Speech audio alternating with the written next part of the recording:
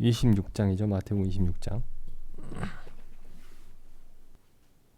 이 기도 예수님의 생애에서 이제 가장 중요한 기도의 순간입니다. 이 기도가 물론 예수님의 기도가 항상 중요했겠지만은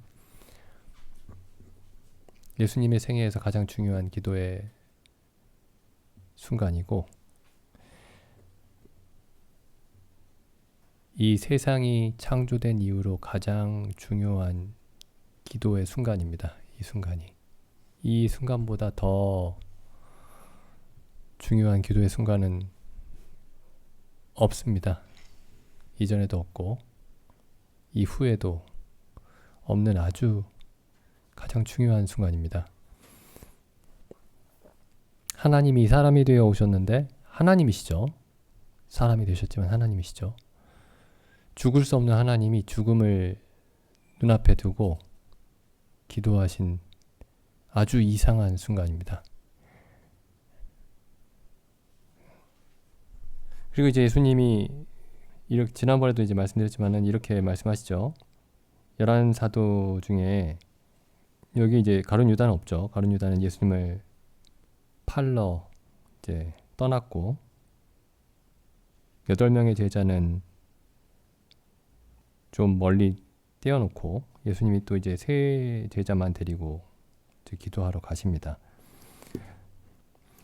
이 26장 36절에 보면 이렇게 이제 읽어보겠습니다. 36절. 이에 예수께서 제자들과 함께 겟세마네라 하는 곳에 이르러 제자들에게 이르시되 내가 저기 가서 기도할 동안에 너희는 여기 앉아 있으라. 나는 기도할 테니까 너희는 앉아서 하고 싶은 거 해라. 이런 말씀은 아니시죠. 여기 앉아서 함께 기도하자 이런 말씀입니다. 그 다음에 37절에 보면 이제 베드로와 요한과 야고보죠. 베드로와 요한과 야고보를 데리고 가시면서 고민하고 슬퍼하사 이 고민하고 슬퍼하시는 모습을 그 8 제자에게는 이제 보이시지 않으시고 이 세 사도에게만 이제 비추셨습니다.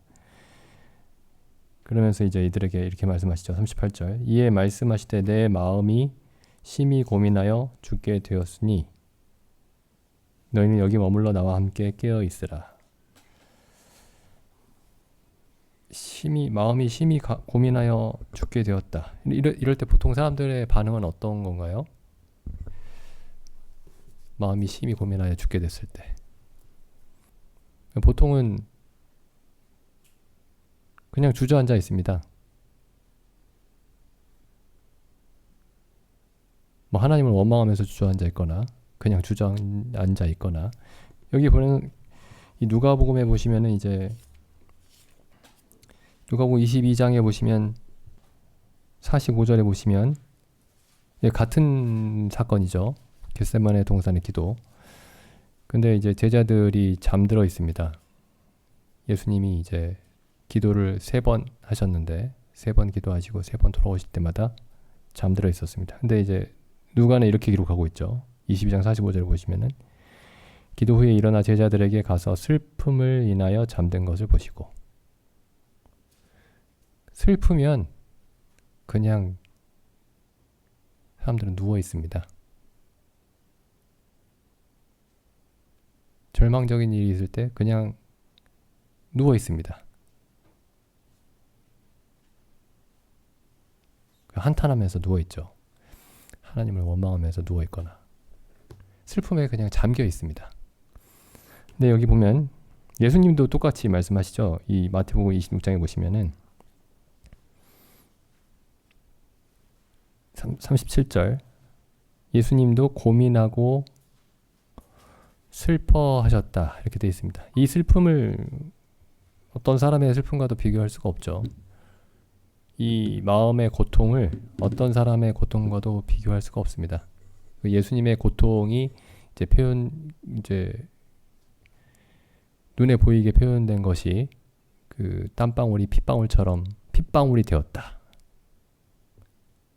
누가복음에 그렇게 기록하고 있죠. 예수님이 기도하실 때 땀방울이 핏방울이 되었다. 실제로 일어나는 일이라고 합니다. 아주 극한 그 스트레스 상황에서 그 모세혈관이 다 터지면서 피가 땀에 섞여 나온다고 그래요.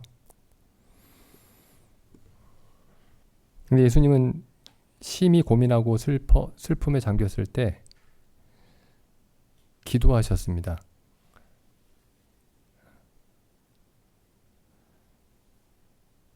그리고 예수님은 또 그렇게 말씀하셨죠. 슬픔에 잠겨 잠들어 있는 제자들에게 슬플 때는 그냥 슬퍼해라, 이렇게 말씀하신 게 아니고 슬픔으로 인해 잠든 제자들에게 시험에 들지 않게 기도해라, 이렇게 말씀하셨습니다.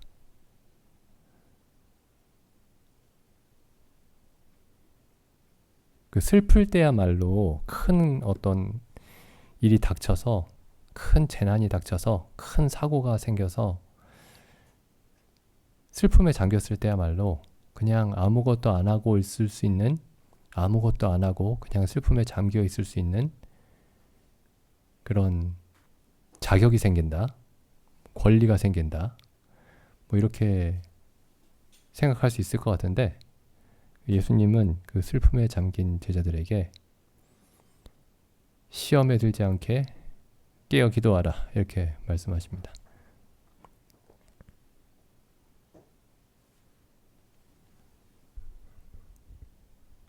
그러니까 이 사람의 어떤 그 육체의 어떤 경향과 정반대 요구를 하고 계시는 거예요. 그리고 이제 예수님이 여기서 이렇게 말씀하십니다. 나와 함께 깨어 있으라. 나와 함께 기도하자. 나와 함께 기도하자. 이때 이제 예수님이 죽음을 눈앞에 두고 십자가의 그 고통을 눈앞에 두시고 나와 함께 기도하자, 이렇게 말씀하셨는데, 지금은 어떻게 말씀하실까요? 너희는 함께 기도해라. 물론 그렇게 말씀하시죠. 근데 지금도 똑같이 이렇게 말씀하십니다. 나와 함께 기도하자. 나와 함께 기도하자. 주님도 지금 기도하고 계시죠. 아버지 우편에서 우리를 위해서 간구하고 계십니다. 그리고 주님이 우리에게 이렇게 말씀하시죠. 나와 함께 기도하자. 근데 이때나 지금이나 주님이 기도하시고 제자들은 잠이 드는 것 같습니다. 이때는 슬픔으로 인해 잠이 들었는데 지금은 세상의 염려와 혹은 세상의 즐거움과 세상의 여러 가지 관심사로 인해 잠이 들어있는 건 아닌가, 그런 생각이 듭니다. 근데 주님도 지금 이때나 지금이나 하시는 말씀이 동일합니다. 나와 함께 깨어 있으라. 로마서에 보면 주님이 우리를 위해서 기도하고 계시죠. 그 로마서 8장에 보시면은 로마서 8장 34절, 누가 정죄하리요? 죽으실 뿐 아니라 다시 살아나신 이는 그리스도 예수시니 그는 하나님 우편에 계신 자요 우리를 위하여 간구하시는 자시니라. 주님이 지금도 우리를 위해서 간구하고 계십니다. 지금도 쉬지 않고. 뿐만 아니라 26절에 보시면 이와 같이 성령도 우리 연약함을 도우시나니 우리가 마땅히 빌 바를 알지 못하나 오직 성령이 말할 수 없는 탄식으로 우리를 위하여 친히 간구하시느니라. 주님도 우리를 위해 간구하고 계시고 성령께서도 우리를 위해서 간구하고 계시고, 그러면서 우리에게 뭐라고 말씀하시냐면은 나와 함께 깨어 기도하라, 이렇게 말씀하고 계시죠.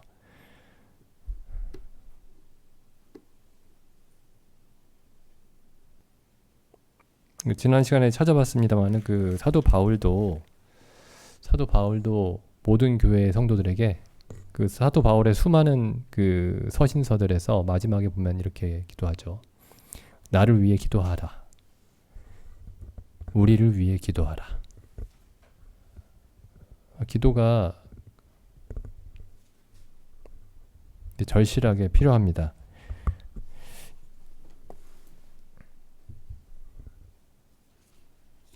누가복음을 보겠습니다. 누가복음 11장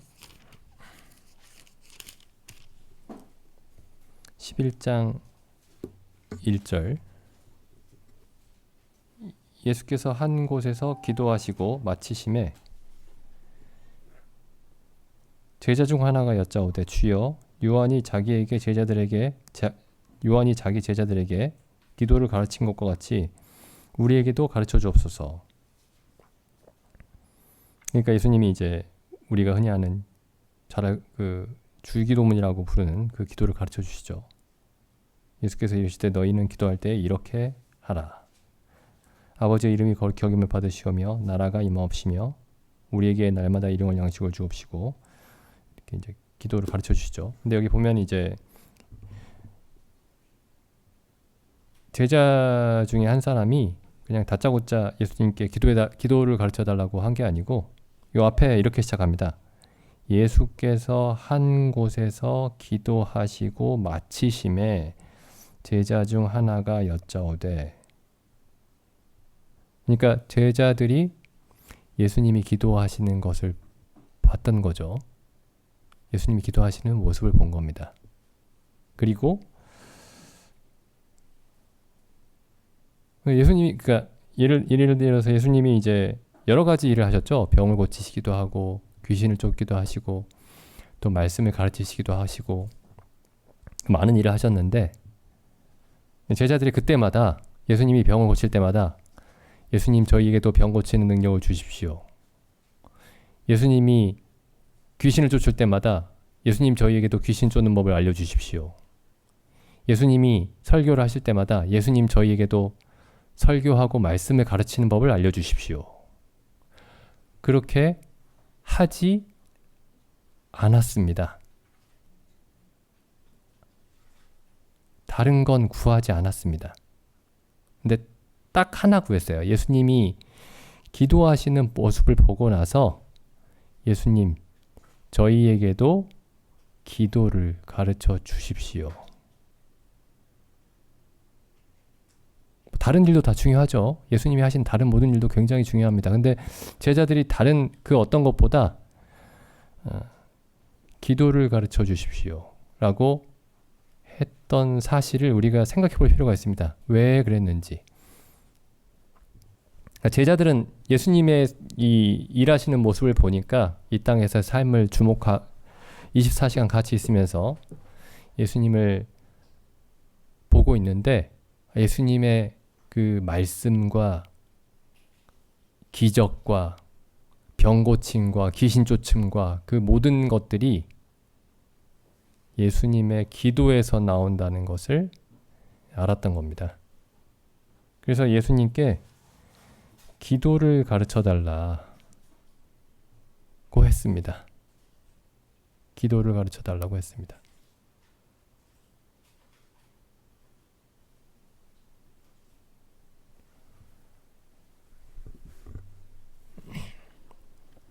이제 우리가 있었던 그 이전에 거쳐왔던 그 교회들을 생각해 보시면은 제가 기도를 제일 많이 했던 곳이 장로교였습니다. 장로교. 기도가 아니었죠, 근데. 겉으로 볼 때는 기도였는데 실제 기도가 아니었던 겁니다. 근데 한번 이제 그 우리의 그 신앙의 그 지나온 길들을 한번 돌아보시면은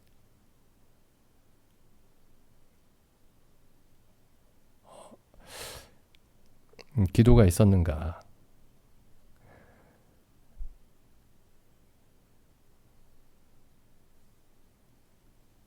근데 기도가 없으면은 여러 가지 중요한 것들 중에 하나가 없는 게 아니고 그냥 아무것도 없는 것과 마찬가지입니다. 우리가 여기서 기도라고 말하는 거는 우리가 주일날 그 예배 시간에 드리는 기도를 가리키는 게 아닙니다. 주일날 예배 시간에 드리는 기도는 찬송하는 기도예요. 한번 생각해 보시기 바랍니다. 찬송하고 경배하는 기도입니다. 예배는 감사의 기도입니다. 찬송의 기도입니다. 간구하는 기도가 아닙니다. 찬송하고 경배하는 시간이에요. 예배 시간은. 우리가 금요일 날 하는 기도는 간구하는 기도입니다.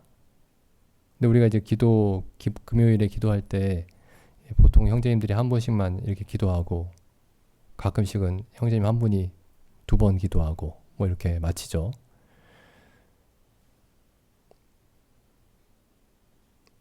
근데 그게 우리 기도의 삶의 그 빙산의 일각이어야 됩니다. 빙산의 일각. 그게 우리 기도 생활의 상당 부분을 차지하면 그건 기도하고 있는 게 아닙니다.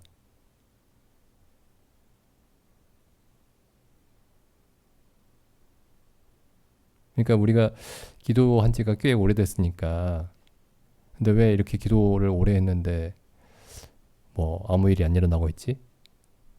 라고 우리가 생각을 한다면은 그리고 그 근거로 금요 기도 집회를 시작한 것을 생각한다면은 그건 아주 큰 오산이죠. 큰 오산입니다. 아주. 여기 보면 예수님이 혼자서 기도하셨습니다. 11장 1절에. 그 제자들은 보고 있었죠.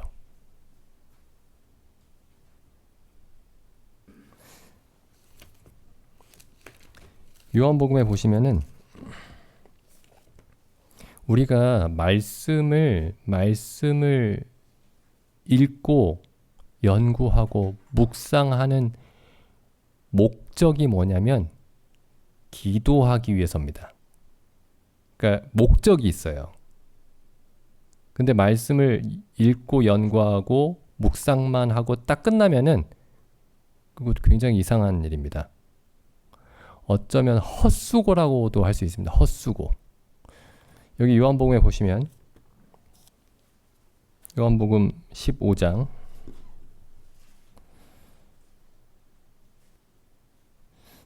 7절 너희가 내 안에 거하고 내 말이 너희 안에 거하면 예수님 뭐라고 말씀하시죠? 15장에 포도나무와 가지에 비유해서 나는 포도나무여 너희는 가지니 내 안에 거하라. 가지가 포도나무에 붙어있는 것처럼 너희도 내 안에 거하라. 이렇게 말씀하시죠. 우리가 그리스도 안에 거하는 그 목적이 뭐냐면은 가지가 포도나무에 붙어있는 목적이 뭐냐면은 가지가 포도나무에 붙어있는 것 자체가 목적이 아니고 가지가 포도나무에 붙어있는 목적은 그 가지가 열매를 맺기 위함이죠. 열매를 맺기 위함. 이 열매 맺는 것에 대해서 뭐라고 말씀하시냐면 15장 7절에 너희가 내 안에 거하고 내 말이 너희 안에 거하면 무엇이든지 원하는 대로 구하라. 너희가 내 안에 거하고 내 말이 너희 안에 거하면 내 말이 말씀이죠. 너희가 내 안에 거하고 내 말이 너희 안에 거하면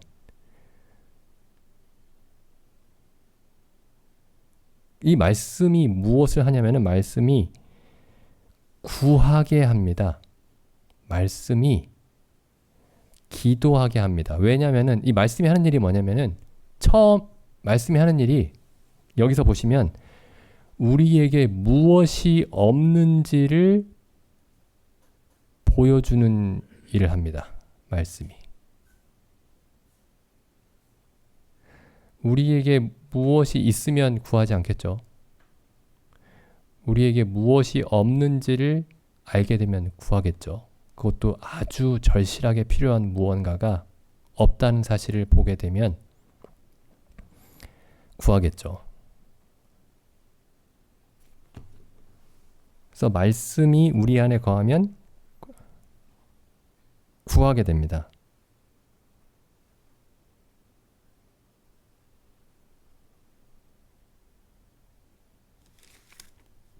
이 말씀을 이제 어떻게 생각하시는지 이제 모르겠는데 그 15장 7절 말씀. 사람들이 이 말씀 보고 기독교인들이 무엇이든지 원하는 대로 구하라. 무엇이든지 원하는 대로 구하라. 이제 이것만 얘기를 하죠. 근데 그 앞에 전제가 있죠. 너희가 내 안에 거하고, 우리가 그리스도 안에 거하고, 그게 전제죠. 우리가 그리스도 안에 거하는 것이.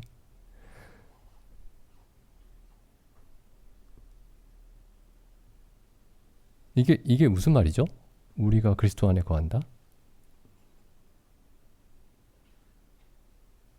교회, 기독교인이 된다 이런 뜻인가요?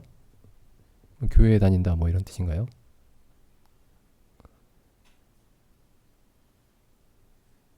아니면 교회에 열심히 다닌다 뭐 이런 뜻인가요?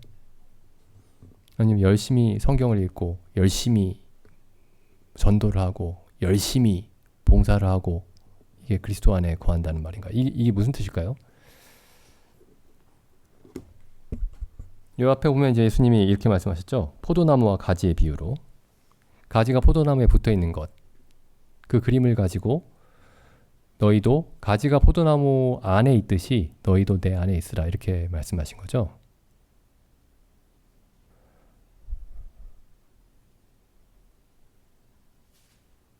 사실 굉장히 이게 좋은 표현인지 모르겠는데 굉장히 무서운 말씀입니다. 이 말씀이.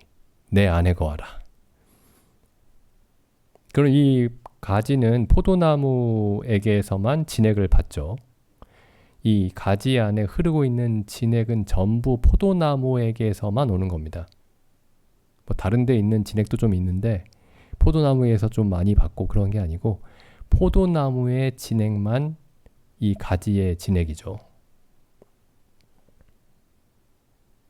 그러니까 포도나무 안에 흐르고 있는 생명이 이 가지 안에 흐르고 있는 생명이죠. 생명이 뭐죠? 뭐 여러 가지로 얘기할 수 있겠지만은 마음입니다. 마음. 그래서 고린도전서에도 그렇고 빌립보서에도 이런 말씀이 있죠. 고린도전서에 이렇게 되어 있습니다. 누가 주의 마음을 알아서 주를 가르치겠느냐? 그러나 우리가 그리스도의 마음을 가졌느니라. 그러니까 그리스도께서 모든 것을 보시는 것처럼 우리도 모든 것을 보는 마음입니다. 이제 자꾸 저는 마음이라는 이 표현이 자꾸 좀 걱정이 되는데 왜냐하면 우리는 보통 마음 하면은 감정을 생각하니까요. 근데 여기서 마음이라는 거는 지정의 셋 답니다. 지식과 감정과 의지. 지식과 감정과 의지. 가장 먼저는 지식입니다. 가장 먼저는 지식입니다. 그러니까 그리스도와 같은 지식을 갖는 거죠. 무엇에 대한? 하나님에 대한, 그리고 자기 자신에 대한, 그리고 세상에 대한 세 가지 지식입니다. 하나님에 대해서, 나에 대해서, 세상에 대해서. 그리스도께서 갖고 계셨던 그 동일한 지식을 우리도 갖는 겁니다. 그리스도께서 하나님과 자신과 세상을 보신 것처럼 우리도 하나님과 우리 자신과 세상을 보는 겁니다. 이게 그 포도나무의 수액이 가지 안에 흐르듯이 그리스도의 수액이 우리 안에 흐르는 겁니다. 이게 지식이고요. 그 다음에 감정, 그에 따르는 감정이 따라오게 돼 있습니다. 그러니까 감정은 사실 신경 쓸 필요가 없어요. 우리가 감정을 배제하자라는 게 아니고 감정이 없으면 이상한 사람인데 문제가 있는 사람인데 이 감정은 올바른 지식이 생기면은 그 감정은 반드시 뒤따르게 돼 있습니다. 그리고 의지도 마찬가지입니다.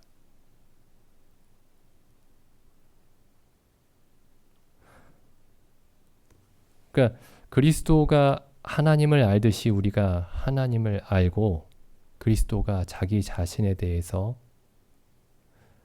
보셨듯이 자기 자신에 대해서 보고 세상에 대해서도 마찬가지인 겁니다. 그리스도가 자기 자신에 대해서는 어떻게 보셨죠? 이게 하나님 아버지와 자기 자신이 둘 다 포함이 된 건데, 나는 여기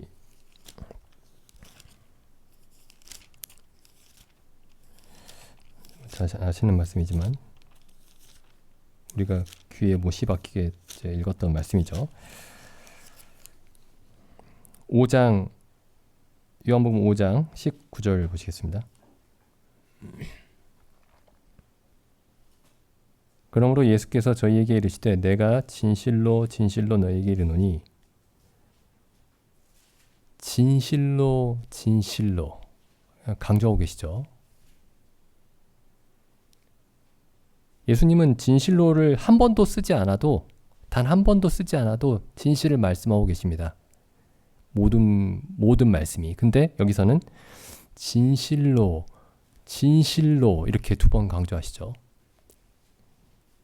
그리고 뭐라고 말씀하시냐면은 아들이 아버지의 하시는 일을 보지 않고는 아무것도 스스로 할 수 없다.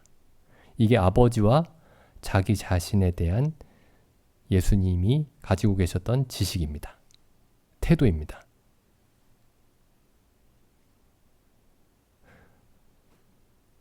예수님은 아버지를 믿으셨죠.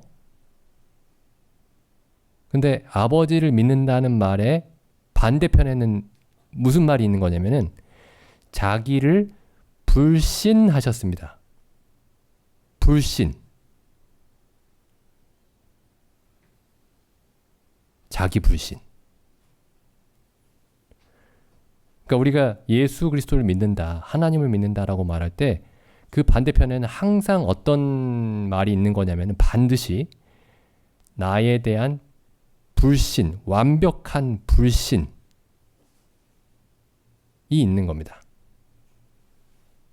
근데 나를 어느 정도 믿으면서 하나님도 믿어요. 나를 어느 정도 믿으면서 예수님도 믿습니다. 나를 어느 정도 믿으면서 성경도 믿어요. 그건 성경이 말하는 믿음이 아닙니다. 성경은 예수님 보시죠. 이렇게 자기를 불신하는 사람이 있을 수가 없죠. 나는 아무것도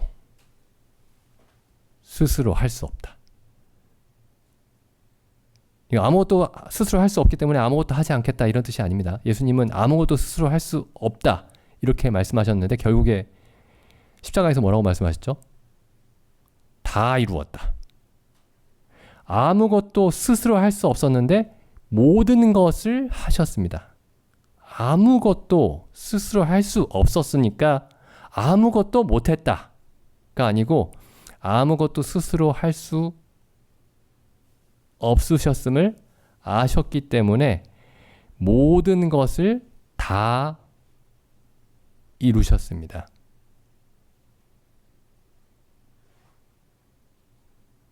반대로 우리가 뭐 어느 정도는 다는 못해도 어느 정도는 할 수 있다라고 얘기하면은 다 이루기는커녕 아무것도 할 수 없습니다.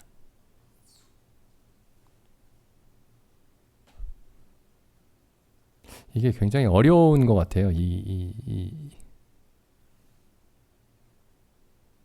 우리가 이 구절을 한 1000번도 넘게 읽은 것 같은데.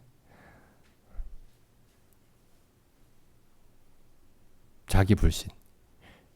예수님도 자기 자신에 대해서 진실로 진실로 이렇게까지 말씀하셨는데, 아, 이건 예수님에 대한 얘기구나 가 아니고 심지어 예수님도 이렇게 말씀하셨는데 하물며 우리는 뭐 하나를 우리 스스로 할 수 있을까요? 어떤 것 하나를.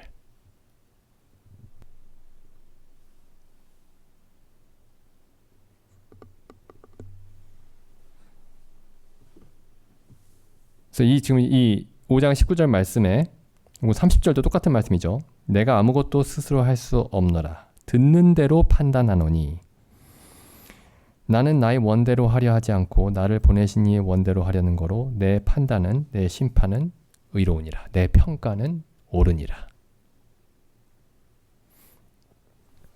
지금 이 19절 말씀과 30절 말씀 보면은 이제 이런 말씀이 요한복음에 굉장히 많이 있죠. 이 말씀을 보면은 우리가 뭘 알 수 있냐면은 모든 진리는 진실은 하나님께만 있고 우리가 진리를 알려면은 하나님이 말씀하시는 진리를 받아들임으로써만 알 수 있다.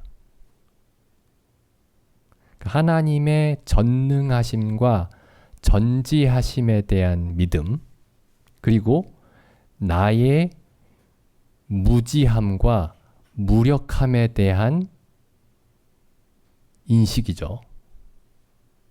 그러니까 두 가지가 있는 겁니다. 하나님의 전능하심과 전지하심에 대한 이해와 나의 무능함과 무지함에 대한 이해가 여기에 있는 겁니다.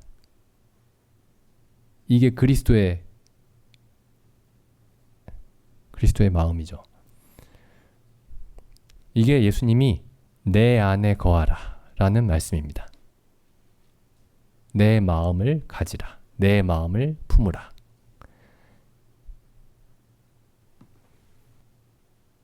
이게 어떤 성경의 어떤 아주 깊고 심오한 한 1과 2과 3과 4과 한 10과 정도 되는 10과쯤 돼야 배우는 그런 이야기가 아닙니다.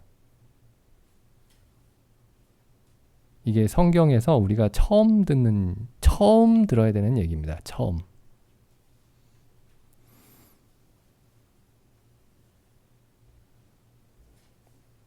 로마서 3장에서 이렇게 얘기하죠.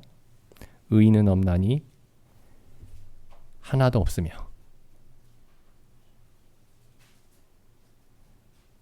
여기 가볼까요? 로마서 3장. 모든 사람이 죄인이다. 유대인도 죄인이고 이방인도 죄인이고 다 죄인이다. 라는 걸 이제 사도 바울이 1장 18절에서부터 이제 증명을 하죠. 그리고 나서 이제 결론이 3장 9절에서 나옵니다. 3장 9절.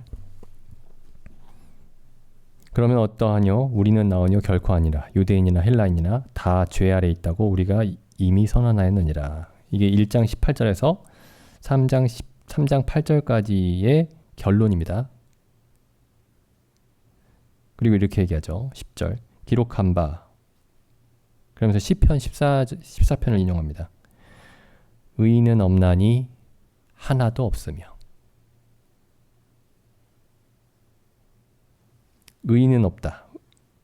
깨닫는 자도 없고 하나님을 찾는 자도 없고 다 치우쳐 한 가지로 무익하게 되고 선을 행하는 자는 없나니 하나도 없도다. 왜 의를 행하는 자가 없을까요? 일단 의로움에 대한 지식이 없고 지식이 생긴다 하더라도 그것을 행할 능력이 없고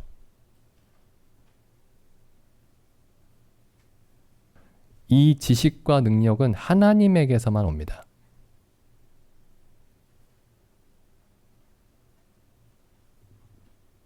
그러니까 이게 처음에 나오는 얘기예요.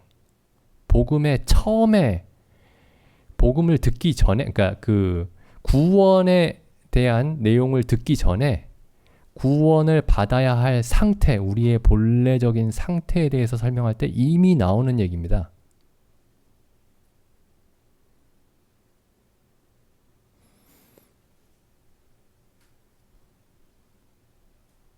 그러니까 이 처음에 이 내용이 확고하게 분명하게 돼 있지 않으니까 그 뒤에 따라오는 이야기들이 뭔가 다른 얘기처럼 들리는 거죠. 우리가 죄인 되었을 때의 상태에 대한 그 지식이 불분명하니까 그리스도인의 삶에 대한 이야기들도 이게 다른 교훈으로 들리는 겁니다. 거기에 추가되는 교훈으로. 사실 동일한 논리 속에서 계속 진행되는 건데 새로운 논리라고 생각하는 거예요.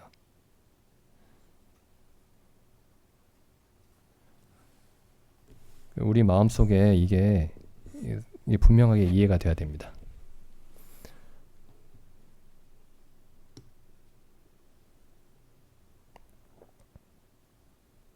보시죠. 의인은 없나니 하나도 없으며 깨닫는 자도 없고, 깨닫는 자가 이해력이 있는 사람이 없다, 이런 뜻입니다. 이해력이 있는 사람이 없다.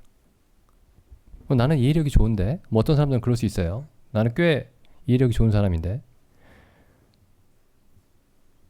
이해력이 있는 사람은 어떤 사람이죠? 성경에서 하나님을 찾는 사람입니다. 그게 정말 이해력 혹은 지혜가 있는 사람입니다. 하나님을 찾는 사람이. 여기 보시죠. 근데 또 어떤 사람들은 이렇게 얘기해요. 뭐 저도 그랬는데, 저도 나는 하나님을 찾았다. 내가 하나님을 찾아서 하나님을 만났다. 그런가요? 여기서 이 하나님을 찾는다는 말의 의미는 뭐냐면은 하나님을 하나님으로 찾는다, 이런 뜻입니다.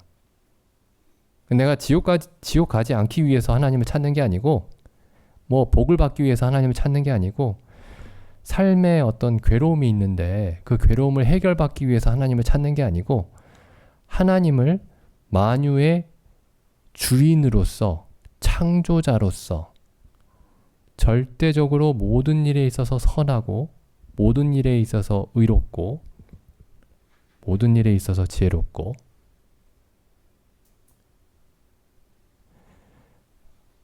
그런 하나님으로서 찾는 겁니다. 근데 저는 이제 종교적이었던 것 같아요. 근데 어떤 종교적인 어떤 그 기질로서 하나님을 찾는 게 아니고, 하나님을 하나님답게 찾는 겁니다. 아무도 그렇게 찾지 않아요. 아무도 그렇게 찾지 않습니다.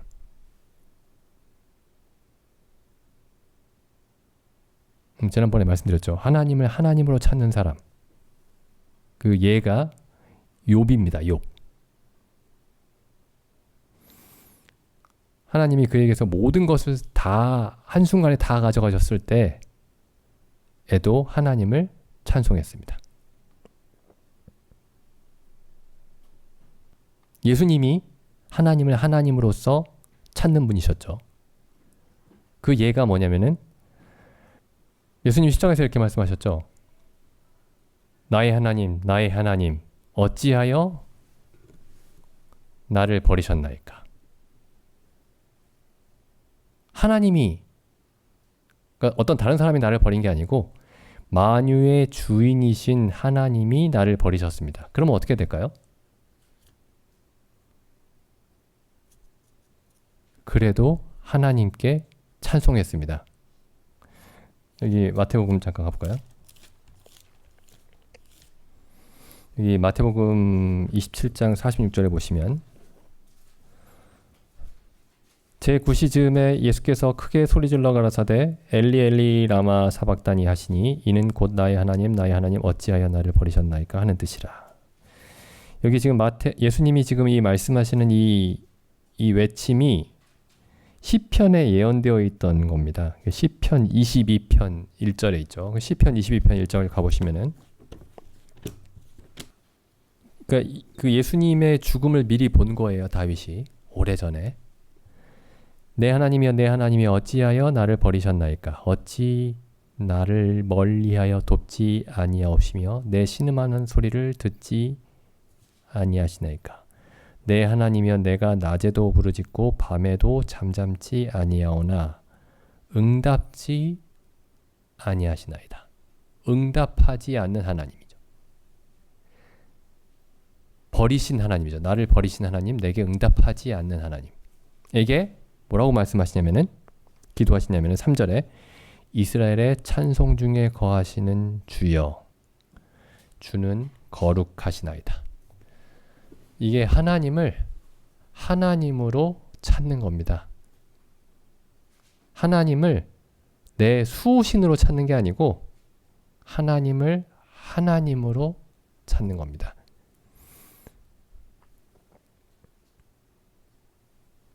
이게 내 안에 거하라 라는 말씀입니다. 내 안에 거하라. 내 안에 거하라. 내 안에 거하라가 교회 생활 열심히 해라, 교회에 부지런히 참석해라, 그런 게 아니고 그리스도 안에, 그리스도의 마음 안에, 그리스도의 생명 안에 거하라, 그런 말씀이죠.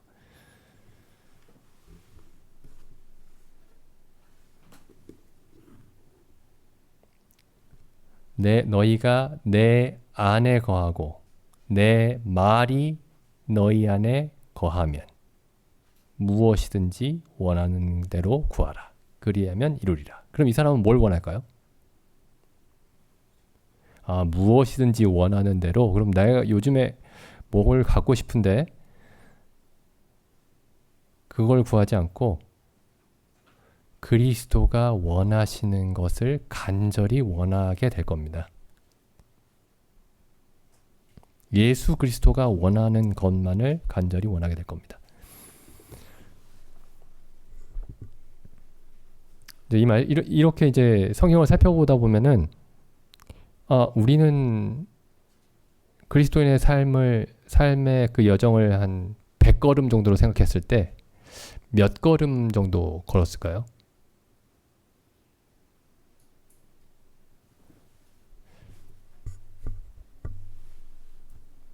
한 걸음 정도 걸은 것 같습니다.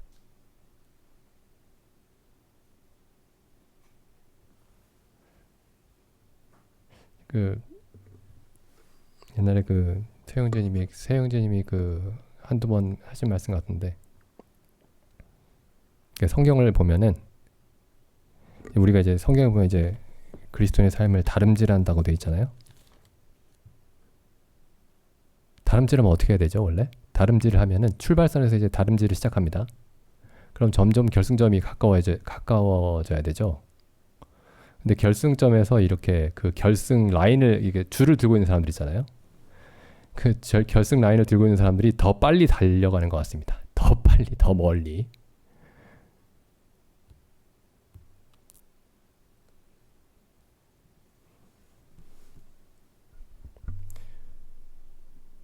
그래서 예수님이 우리에게 나와 함께 깨어 기도하라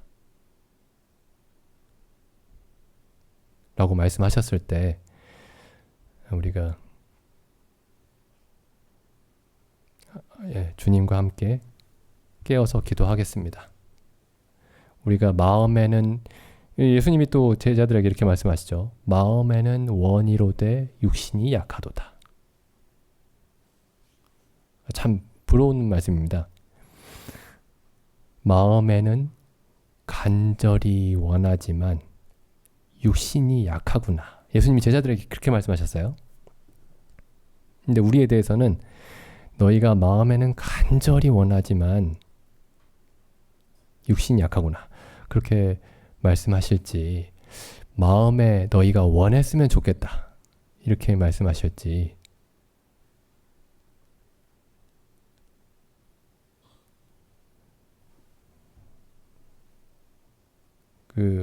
예수님의 기도하시는 모습을 보고 우리에게도 기도를 가르쳐 주옵소서라고 했던 그 제자가 정말 정말 지혜로운 제자였던 것 같습니다. 저에게도 설교를 정말 끝내주게 잘하는 법을 가르쳐 주십시오. 저도 성경을 아주 멋지게 설명하고 싶습니다. 사람들하고 성경을 펴놓고 얘기를 하면 다 믿을 수 있게 그렇게 성경을 잘 설명하는 그런 법을 가르쳐 주십시오. 그렇게 그걸 구하지 않았고 예수님의 모습을 보고 예수님, 저에게도 기도하는 법을 가르쳐 주십시오 라고 기도했던 그 제자가 정말 지혜로운 제자였다는 생각이 듭니다. 우리도 이제 그렇게 기도해야 될 것 같습니다. 기도드리고 마치겠습니다.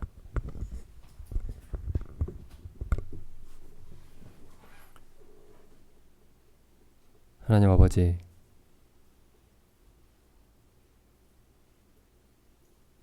이 땅에 당신의 귀하신 아들,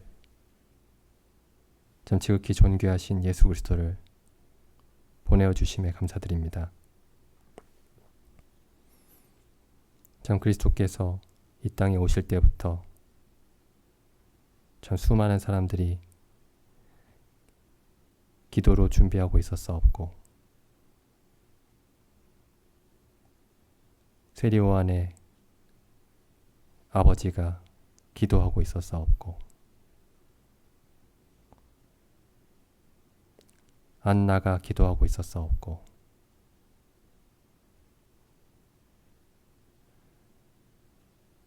목자들이 기도하고 있었사옵고, 참 많은 사람들이 기도하는 가운데 그리스도께서 오셨음을 저희가 기억하옵나이다. 또한 우리 주 예수 그리스도께서 공생애를 시작하실 때에 세례 요한에게 세례를 받으시고, 물에서 올라오실 때부터 아버지께 기도하셨사옵고, 참 모든 순간마다 아버지께 기도하셨사오며, 십자가를 눈앞에 두시고 기도하셨사옵고, 십자가 위에서 기도하시며, 마지막에 아버지여 내 영혼을 아버지의 손에 의탁하나이다 라고 하시며 기도하신 모습을 보면서 참 저희가 우리 주 예수 그리스도와 같이 아버지께 기도하기를 참으로 원하옵나이다. 참 저희에게 기도를 가르쳐 주옵시고,